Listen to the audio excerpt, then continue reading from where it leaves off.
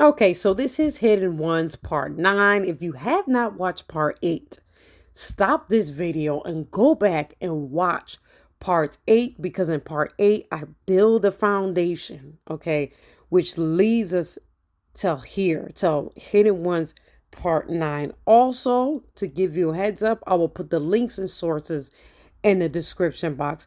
Also, I want to recommend a book. It's book 5 from Lee Cummings. I will put the link in the description box where I got a lot of my information from. Okay, so we're going to go back to those two photos that I showed you in Hidden Ones Part 8. Now, I didn't tell you where exactly I got those images from. Remember when I said that Joseph was the governor of Egypt and was second to Pharaoh? As we move forward, keep that in mind. Starting with the first picture, with the coin with Joseph on top of the coin. Egypt, coins with the image of Joseph. This article came out in September 25th of 2009.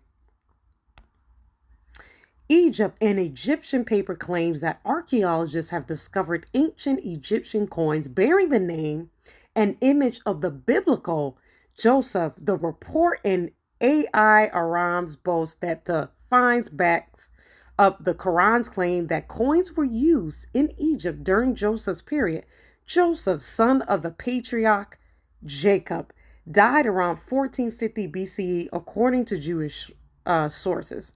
Excerpts from the AI Aram's report as translated by Middle East Media Research Institute. In an unprecedented find, a group of Egyptian researchers and archaeologists has discovered a cache of coins from the time of the pharaohs. Its importance lies in the fact that it provides decisive scientific evidence disproving the claim by some historians that the ancient Egyptians were unfamiliar with coins and conducted their trade through barter. The researchers discovered the coins when they shifted through thousands of small archaeological artifacts stored in the vaults of the Museum of Egypt.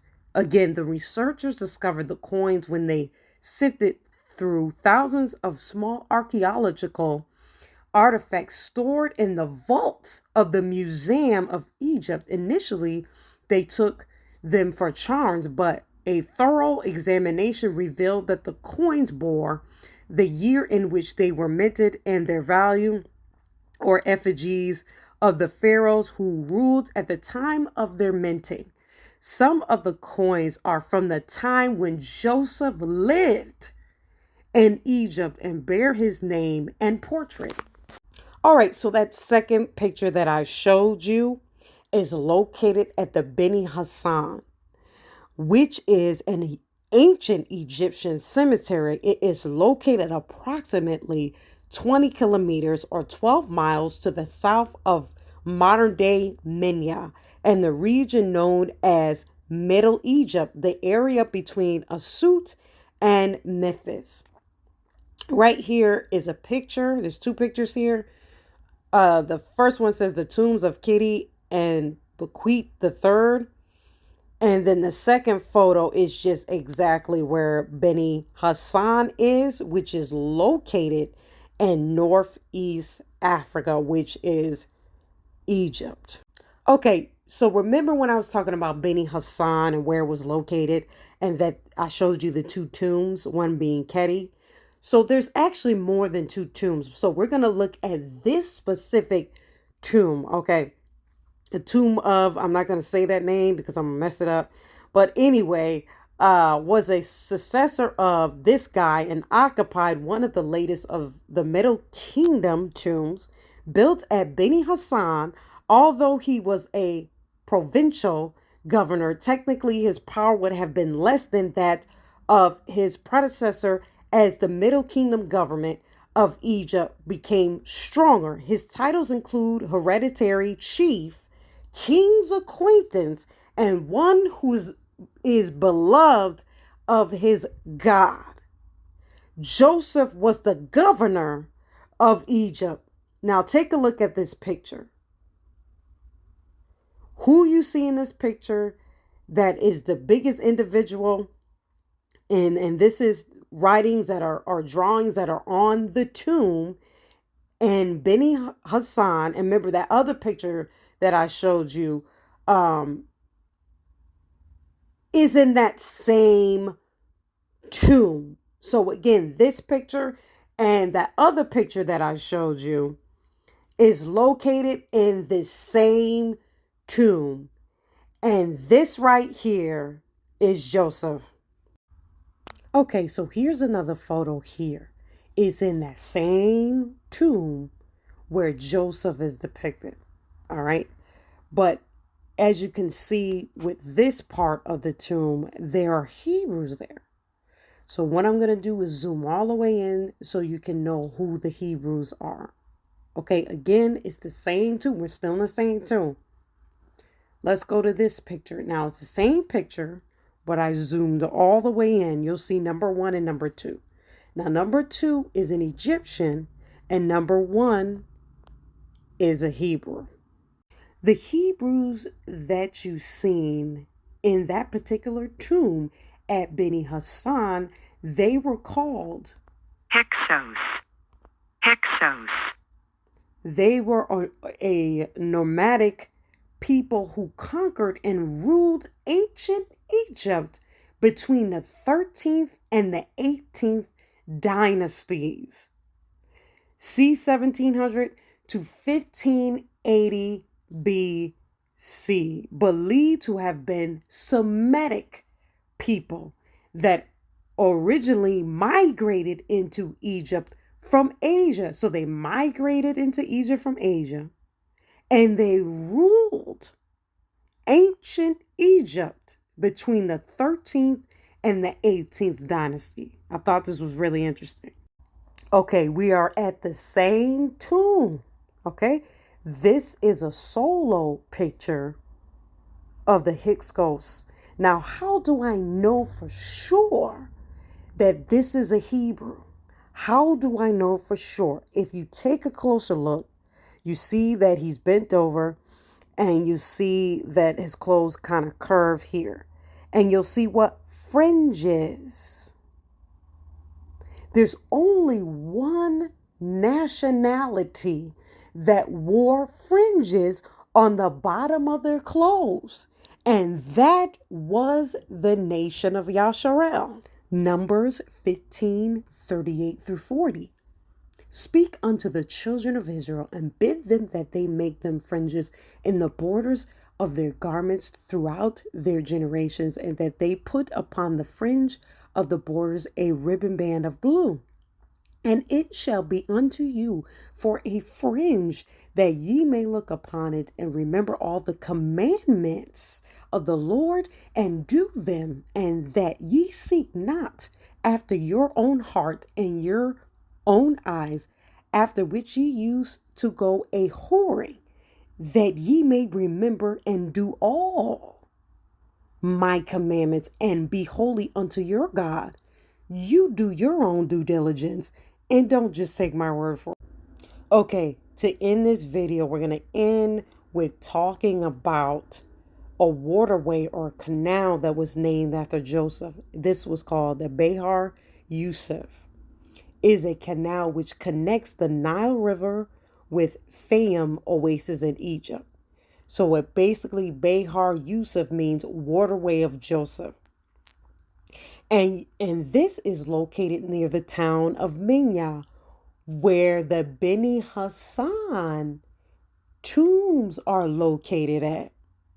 In ancient times, it was called Tamis by the Greeks, which was derived from its Egyptian name, ending canal. That name was still in use after the Arab conquest, translated into Arabic as Al-Mani.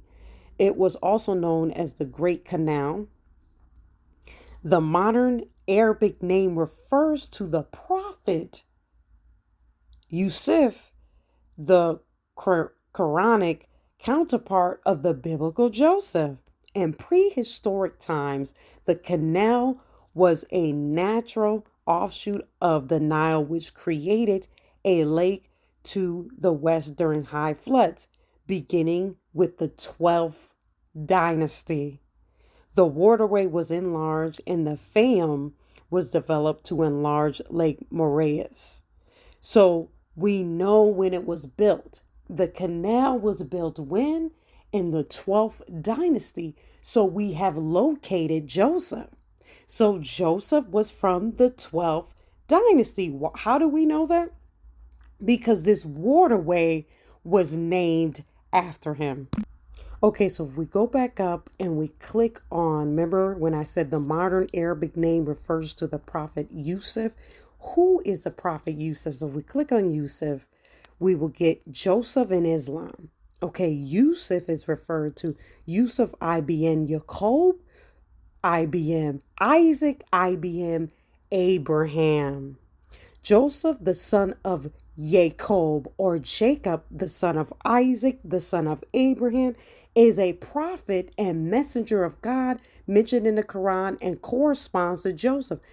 Why would they call Joseph a prophet? Because remember, Joseph had dreams, right? And he can interpret dreams, all right? And he could see things that happened in the future.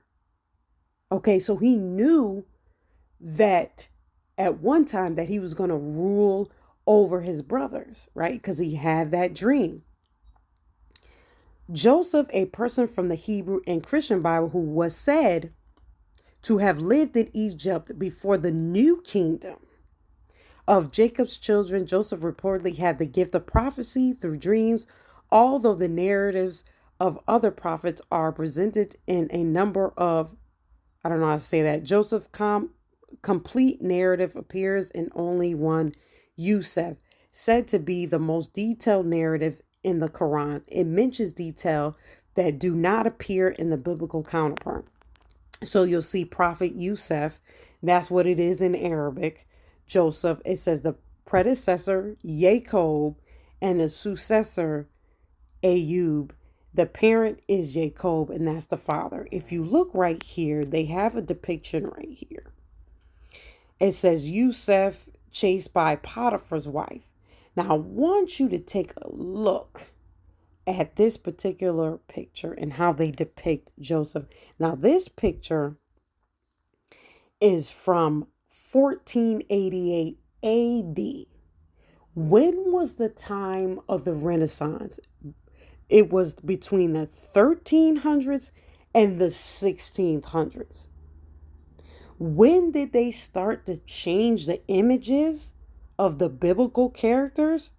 During the Renaissance period. And Renaissance means rebirth. That's when they started to change the likenesses of the Hebrews, the biblical characters, to their likeness. So keep that in mind. All right. So if we click on this photo right here, you'll get something at the bottom of the screen or bottom right hand that says details. Click on details. This will come up and you'll see the artist. This is the artist right here. This is the time frame that the picture was drawn in, between 1450 to 1535. If you scroll all the way down, you'll see the title, object type, description. Again, it says the date is 1488. Keep in mind, this is 1488 AD. Okay. So if you scroll all the way down, it says right here, it gives you more information about the photo. This is a faithful photographic reproduction, which means this is not the original picture. This is a reproduction, recreation, okay, of a two-dimensional public domain work of art. The work of art itself is in the public domain for the following reason, okay? And so if you're listening to this and you don't know Yahusha as your savior, click the link in the description box. I tell you how to get saved.